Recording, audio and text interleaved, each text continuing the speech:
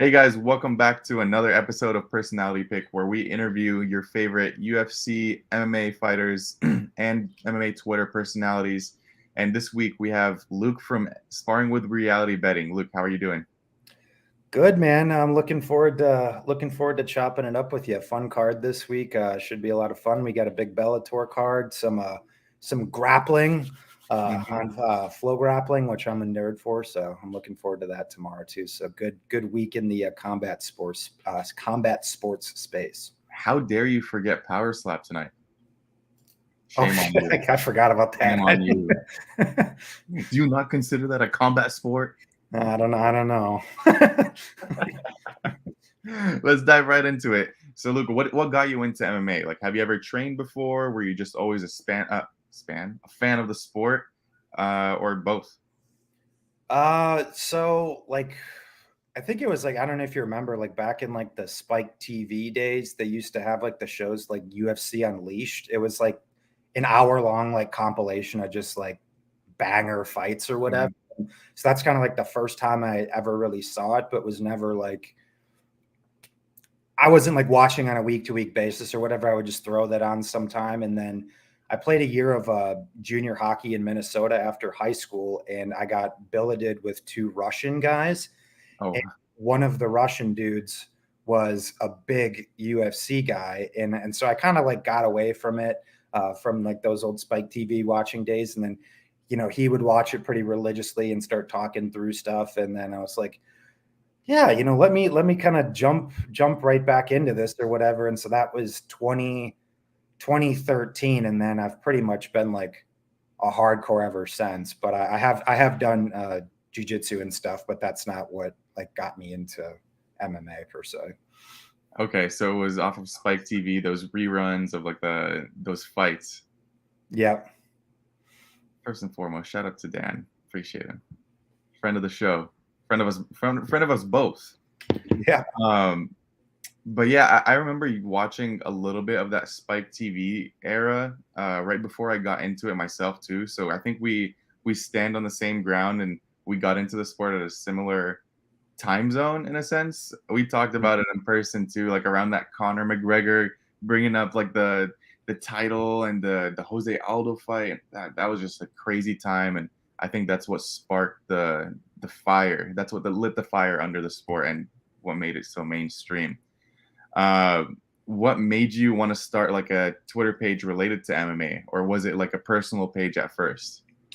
So yeah, my Twitter was actually a personal page first, and I just like never used Twitter like at all, hardly or whatever. And like it was kind of around that time where I started not to get into MMA, but more specifically into the betting stuff. Is kind of when I uh, started to be a little bit more active on Twitter. And Dan was actually one of like the first guys that say followed me. I should say at least like prominent people within the community follow me, and like I DM him like back and forth about certain things like right when I was starting out. But so that's I kind of like converted my page into that, and then it was in like 2020 that I reconverted it to more of like my sparring with reality type Mhm. of brand, where I had a website and I was putting up content, and now I'm half content creator, half tout. So yeah. Got you. I feel like that's how most people start. It starts off with like a personal page, and then it starts to transform into something that is foreshadowing what it is right now. And I feel like that's important because first and foremost, you gain like the following, the little following with you and your friends, and then you get the actual like the fans to mix in with it. It's kind of cool because we I feel like how long has it been since you officially like started it as like you converted it to MMA focused? um Man, like I said, I was still like not I was not using like the sparring with reality thing, but when it became more MMA focused and I started to become more active, Hmm. I would say was probably like 2019, 2018, maybe. Okay. Yeah, so that's where you get to mix in the fans and the friends. And Yeah. it's kind of cool the interactions you get from the friends that you have. It's like, oh wait, I just saw that dude comment on your post. Yeah, I would say that was kind of around that time, probably like 2019, 2020, where I would say like I joined the MMA gambling Well, community, I here's guess the you would door say. open. So, yeah. That's awesome. So wait, what was the first fight you ever watched? Do you have that recollection? Oh man.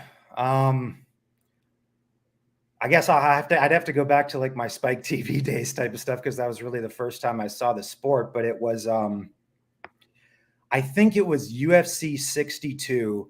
It was when Chuck Liddell, maybe it was UFC 40, but when Chuck Liddell head kicked Hinato Babalu Sobral, like Oh, just direct, like shin straight to the face, and the guy fell straight down. And I was like, holy shit. Like it was just so gnarly and so brutal. The fight was pretty quick because that's what, Chuck did to people back in the mhm. day, but just how he kicked him, like just shin, just straight to the face. I was like, it grabbed my attention immediately. It's like I said, it wasn't necessarily your traditional back and forth, barn burner, drag him out brawl over 15. It was like a 2-3 minute knockout, but that's like what hooked me. And then, watching some of like the old school Nick Diaz Mhm. stuff, those were always fun, like back in like Elite XC and Strike Those Force and never stuff. get old. They never I'm get I'm old. like first team all Diaz brothers. Were you upset when he lost to Jake Paul? I mean, it kind of is what it is. You're kind of the point with Nate where it's like, the time is probably passed you by, but he's going out, the homeboy's going out there and getting paid. So I'm It's not going to true. sit there and knock nobody for a payday. No, and they were talking about having a fight in MMA, and they're thinking of doing it in the PFL. But Nate was at first before the fight, he was like, "No, I'll never fight in the PFL. I'll only fight in the UFC." And then Yeah. right after it, he was like, "Yeah, I'm down." Yeah. He saw the bucks. He saw the Saw big them bucks. dollar signs. Yeah. Hit him with the Johnny Manziel. I just Yep. watched that documentary last night on Netflix. Did you watch it yet? I haven't, but that is in my queue. Insane, insane. Once you can, give it a watch. That is eye opening to say the least. There's a lot. So, For who is your favorite fighter? Do you have a favorite fighter? Oh man, like I said, I was always like, I guess more from like the older guard. I was always a Diaz brother guy, Nate Diaz. I mean, how many? Not, I mean, both of those guys were not in too many stinkers unless people kind of laid on them or whatever, and that's when they would get all pissed off. But if someone wanted to throw with them, it was pretty much always a fun fight. Even back in the day, Chuck Liddell, George St. Pierre, those type of guys. I guess from like the more modern area, actually one of the guys who's fighting this week, but Vicente Luque, I watched. I can't remember which exact season it was, but of the Ultimate Fighter where it was ATT versus the Black Zillions, Mm-hmm. which in my opinion is like one of the best Ultimate Fighter seasons ever because it was like team versus team and like the animosity because the two owners of the gym and Dan Lambert and the other guy who used to own the gym, I can't remember his name, but they just hated each other. So it was like real legit animosity in the teams and everything. I think Jason Jackson might have been on that season. Yeah, It I was think like so. Usman. I think Usman was in that season. Was on Michael there. Graves, a couple other guys. That was just like that was a great season. I completely forgot your question. What was your original question? I just got on a tangent. No, you're good. You're good. This tends to tends to happen. Oh man, I need water. But tends to happen a lot. We get off track. Yeah. But it was who's your favorite fighter and what's your favorite fight? Yeah, That you so I like I said from the modern era, I mean Vicente Luque, just because the guy, as much as I'm like a hardcore fan now that like likes the technicality and someone who actually like likes grappling, which not a lot of people do, there is still, I mean, like the old school OG fan of me that just likes guys that are going to go out there and fucking bang. Like, I mean, who doesn't, who doesn't like that, right? But um, I was a huge Joanna Jędrzejczyk fan, probably like my favorite female fighter. I know kind of her career went a little, downwards towards the end, but like when she was in her prime and when she was like the boogie woman, and in the press conferences amazing. and getting people's faces and stuff, and even that the fight with Wiley, like that, in my opinion, that's like one of the best fights of all time. I mean, those girls beat the That's living my shit favorite. out of each other. That's like up top with me. That one and Yuri Glover. That's one tied. Yeah, and I think another one, like one of my, it wasn't like a 15-minute fight, but Nick Diaz versus Paul Daly, like Hmm. that's the funnest 5 minutes you'll ever watch. Yeah, Like I mean that was just a banger five so minutes. much So happening. yeah, but off the top of my head, that's what I'd say. But I mean, there's so many guys and girls that I'm a fan of. Huge fan of the even the Russians. I know a Hmm. lot of the people, the grinding type of style, not everybody likes, but the Islams and the Khabibs, and I mean, just the ability to legitimately like emasculate another savage of a human being the way that those guys do, it's just like It's not fair. unbelievable. I enjoy watching the Russians personally. Yeah, a lot of people tend to complain, and I guess this is more like the casual fan base. They complain about the grappling and the wrestling, but when you really start to get into it technically and just start to notice and realize the different transitions and switching up the guards, you tend to appreciate it a little bit more when they're on the mat than when they're on the feet. Because on the feet, sure, you're exchanging blows. It's cool. It's freaking like violent as shit. But when you're on the mat, that's where I feel like the more hardcore fans tend to find the enjoyment, or at least that's me. I don't know. I've started to really fall in love with the grappling side of the sport. Yeah, I saw that. Congrats on your new stripe. You're one step away from a blue belt. Almost there. Us. Almost there. And I guess we could both answer this one. Do you enjoy watching MMA as a fan more or as a bettor? um Yeah, you start us off. Kind of a weird question because obviously I started out as a fan and now I'm like so, head first into the betting. Honestly, it's kind of a bad answer, but honestly, the betting has taken a little bit of the enjoyment, like the original enjoyment I had out of the sport because I'm watching like hours and hours and hours of fights every week and producing like it Yeah. does become a little bit tedious for sure. I'm obviously still a huge fan, but I don't necessarily have the exact same like casual fandom I did in those Spike TV days when I was watching Chuck Liddell, kick Babalu Sobral in the head. Now I'm more into the hardcore side of it, so like I do appreciate like a lot of the more intricate type of things within the sport. Um, so I guess it's kind of 50-50, right? I don't know. I classify myself, I guess, as more of a better than a fan, but it's kind of a tough question to answer, to be honest. Yeah, it is because I remember the type of nerves I would get just waiting for a fight, specifically like if it was just a huge title fight or a huge main event, and that's back when I didn't bet. I felt nervous like weeks beforehand versus now I'm like, okay, I'll get not nervous, but you know the kind of thrill you get when you have a good amount of money on a bet and you're just Yeah. waiting for that fight to happen. That's the kind of enjoyment that it is for me now. So I would have to say, like, I enjoy it a little bit more as a better just because you make these reads on a weekly basis, watching tape for hours and hours at a time.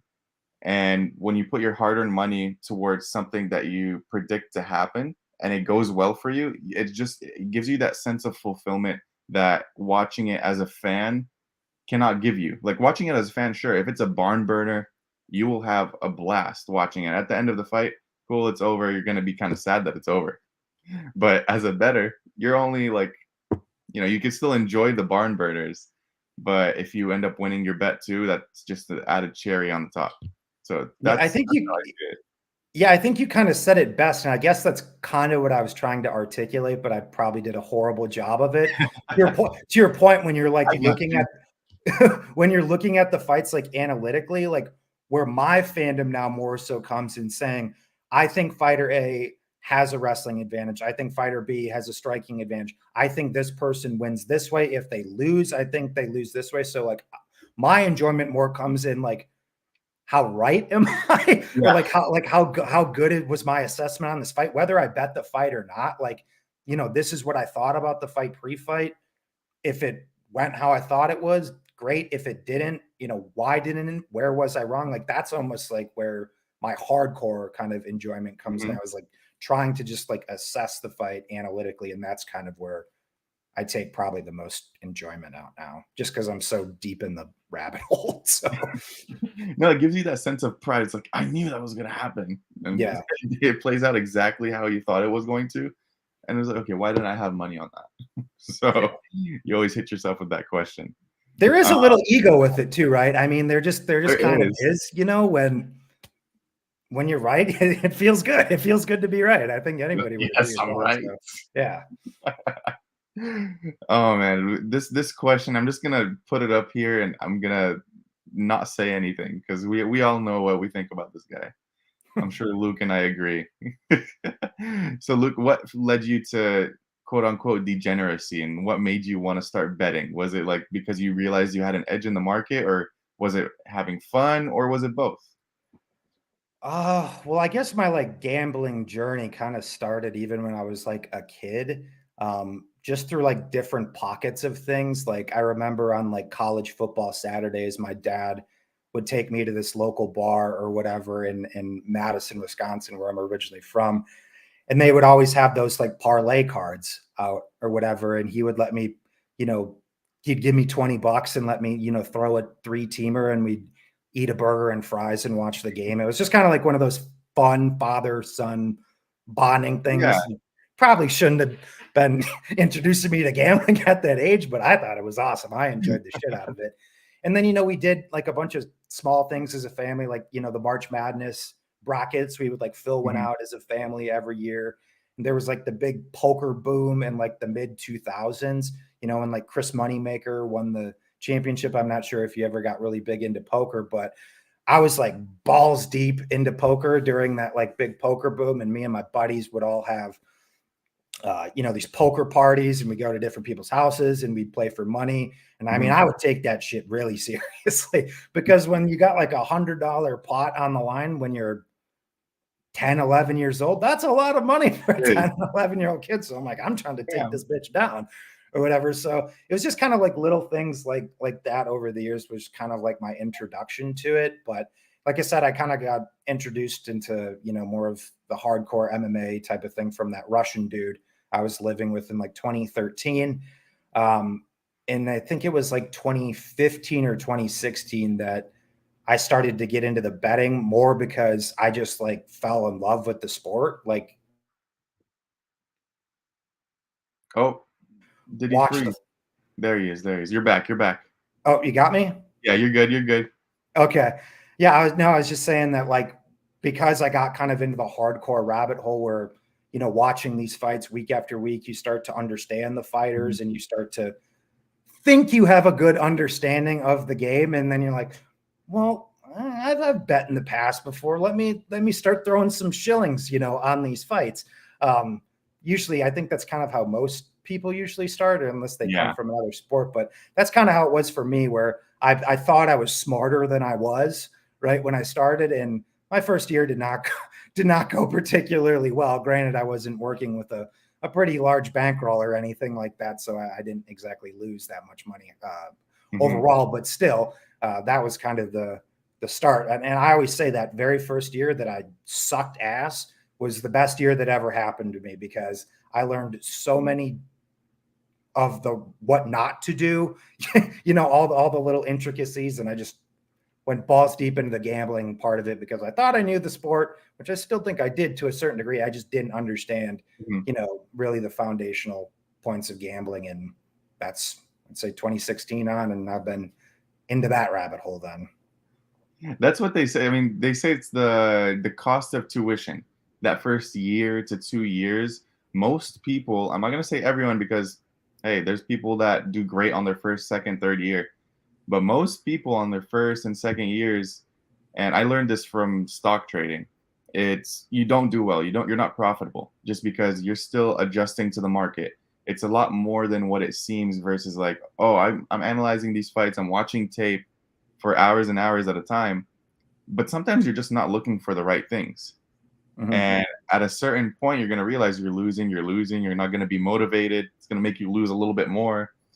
And then you start to realize that, okay, I think what's happening is I'm kind of learning in the process. It's kind of like when you're working a job, there's no risk attached to it for you, but you're still like you could still mess up and like fuck up a system.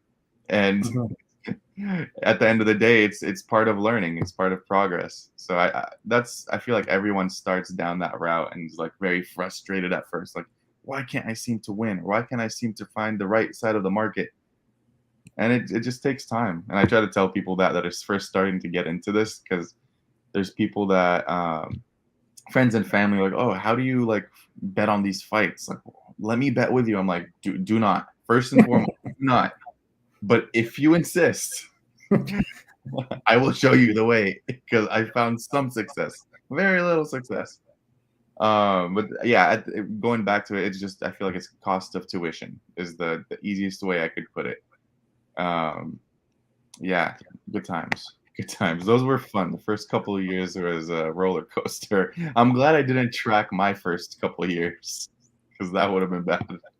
Yeah, I didn't even really come across bet MMA until like probably 2019, because like I said, I wasn't really on Twitter that much or anything. Like I started betting in 2016, but I was just like not really on Twitter at all. So I didn't even really know what it was, but it's a pretty cool tool. So I think yeah, my first year like tracking third party was in 2020. So Got you. Got you. Yeah, I think mine was all of last, so 2022, if I remember correctly. Yeah, that was my first. Interesting. That's when I started my page too.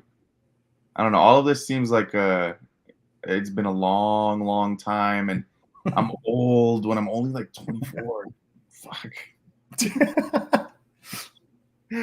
So, look, how would you describe your handicapping style? Would you say you're a little bit more risk averse, or would you say you're a little bit more on the riskier side, or like you like to hunt dogs?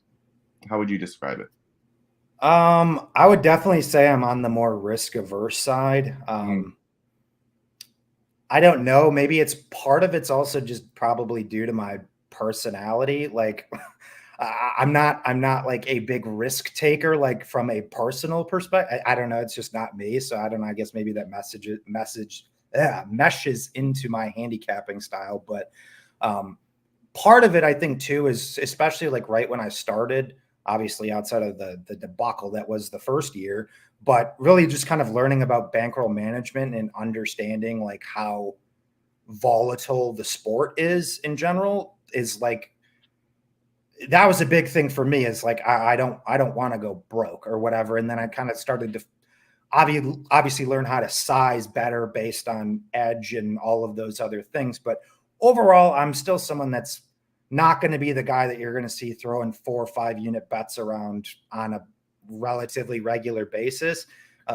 Part of it is because of that risk averse type of thing, but also like I think a lot of people think they have a lot bigger of an edge than they do on a lot of these fights. So they're mhm. like 4 units here, 5 units here. I think this guy's 200 max yeah, whale. yeah, this guy's plus 100. He should be minus 1,000. It's like take 2 steps back and think about it. It's like there's a reason why he's not my. And sometimes it does play out that way, and you go big on those type of Mhm, spots. But for me, I'm also someone that does respect the market and what it's doing, and it's when it's moving, why it's moving, where it's moving.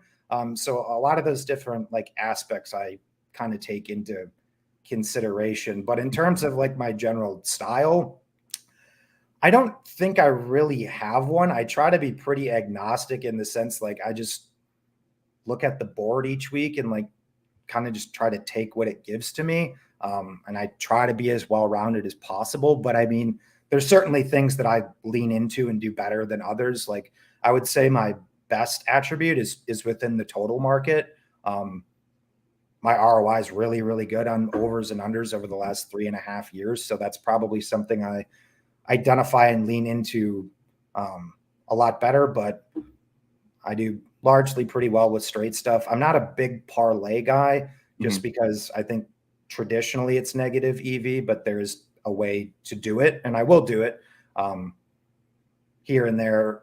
Props, I mess with them here and there too. Um, but I wouldn't say that's like a uber crazy part of my strategy. I would say I'm primarily more totals and money line focused. Gotcha. Gotcha. That makes a lot of sense. And I feel like I share a similar style with you where we're a little bit more risk averse. But yeah, you see people all over Twitter just shouting out these like bigger bets, like 10 units, 5 units. I'm like, I don't, if I'm putting 10 units on something, my balls are like shaking. That's how deep it is. Yeah, I think there's maybe been once or twice I've ever done anything over 5 units in my entire betting career. I think that's how it's supposed to be. Because I mean, if you're implying 10 units, that's 10% of your bankroll, and if that goes south, then there goes a lot of work. That's how much you make in a year. Yeah, On your like betting, and that's just gone in a flash of a round or over a course of 3 rounds, whatever the length of the fight is. yeah, and just piggybacking off of that too, and I think a mistake a lot of people make too is like when somebody gets like on a really good run and they're up a ton of units, so Mhm. then they raise their unit size a lot more than it should be. But then the betting economic cycle comes and then you hit that shit period. But now the amount of units or the amount of money you're losing is a lot more because you're in Yeah. your shit period when you just raised your units. So that's a mistake a lot of people make. And I'll put my hand up early on. I made that mistake a couple times because people can really chop into their profits if they get too crazy about upping their unit size when they're on a good run, because you Mhm. will hit a bad run. It's going to happen. It It's just definitely how will. the game goes. So be cautious, folks. Everybody has their time. Everybody has their time. For me specifically, it was towards the end of June and like the first 2.5 weeks of July. I couldn't hit a bet to save my life. I had no clue what was going on. But it's that risk management and just being a little bit more cautious with the sizing that saves you in the long term. Just because you're not literally like ruining yourself and just going Yep. through a whole like I'm gonna make it all back in one bet, 10 units, Jake Paul money line. Yeah. To win 1 unit. Live at -1,000. Exactly. Yeah. You caught it.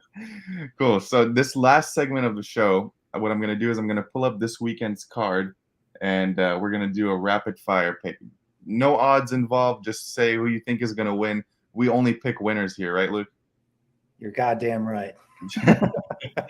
Starting off with the first fight, we have Juliana Miller going up against Luana Santos. So am I going and then you're going, or how? You go. Oh, okay. The spotlight is shined on you. All right. I'm actually gonna go with the upset in Miller here. Okay. Damon Blackshear going up against Jose Johnson.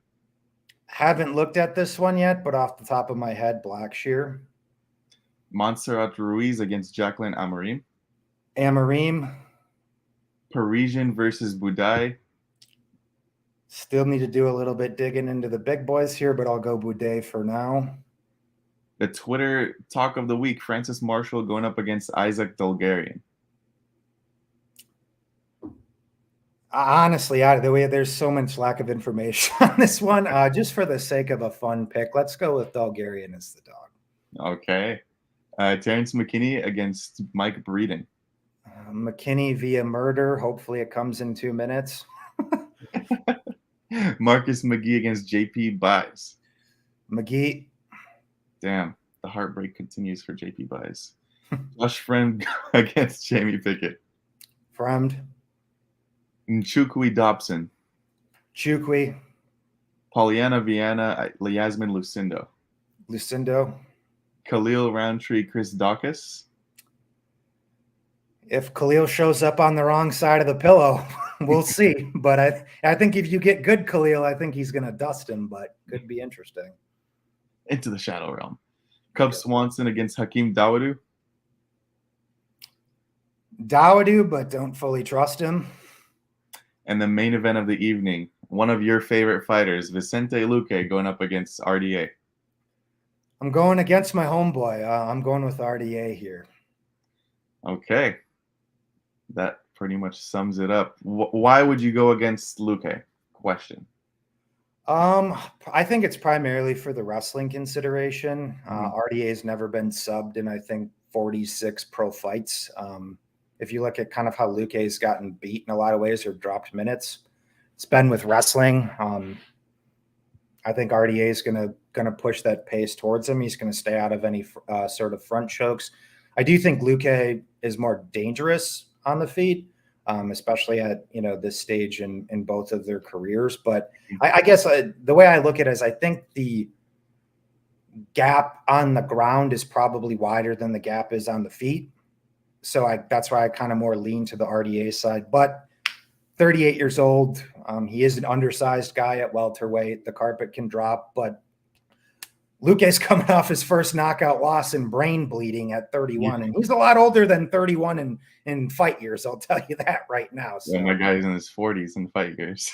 Yeah, there's arguments for both, but I do think there's a little bit more upside on the Dos Anjos side. 100%, I agree. And before we head out, Mr. Lou Betcha is back on the internet. Where have you disappeared, sir? DM me ASAP. We need to talk. I'm glad to see that you're here. But yes, brain bleeding is not the great base for MMA. I do agree. But Luke, it was a pleasure. Thank you for taking time out of your day and hopping on. Always fun talking to you. Let the people know where they could find you and what you have going on.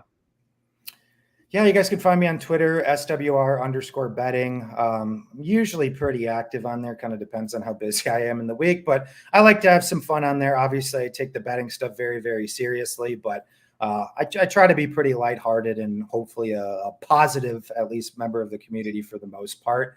So you guys can check me out there, and then I put all my stuff up over at dailyfanmma.com for Brett Apley, working with the boys, Technical Tim, Gordo Gambles. All those guys over there. So those are my plugs, my friend. That's awesome. Thanks again. And guys, thank you so much for supporting the show. Already hit 300 subs. So on the road to 1 million. No, but on a real note, thanks for the support. And we'll be back next week with another episode of Personality Pick. Don't forget to check out our show later on in an hour and a half exactly. We're breaking down next week's Dana White Contender Series card early in the first show on YouTube. So me and your boy Couch Warrior will be on there. But until then, peace, and we'll see y'all later.